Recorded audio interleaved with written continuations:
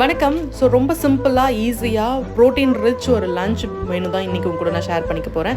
வெங்காயம், தக்காளி, இஞ்சி, பூண்டு, பச்சை மிளகா, கருவேப்பிலை, கொத்தமல்லி, புதினா, மிளகு, சீரகம் இது எல்லாத்தையுமே தனியாக எடுத்து வச்சுக்கோங்க. ஒரு பக்கம் ரைஸை வந்து ஊற வச்சுருக்கேன், சோயா சங்க்ஸையும் ஊற வச்சுருக்கேன்.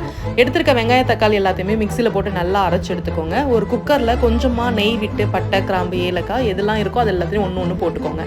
அரைச்சி வச்சுருக்க பேஸ்ட்டை போட்டு நல்லா மிக்ஸ் பண்ணிக்கோங்க. இது கூட மஞ்சள் தூள், காரத்தூள், கரம் மசாலா, உப்பு, கொஞ்சமாக ரெட் சில்லி பவுடர் எல்லாத்தையுமே போட்டு நல்லா ஒரு மிக்ஸ் கொடுத்துக்கோங்க. நல்லா வதங்கினதுக்கப்புறமா ஊற வச்சுருக்க சோயா சங்க்ஸ் எடுத்து அதில் ஆட் பண்ணிக்கோங்க.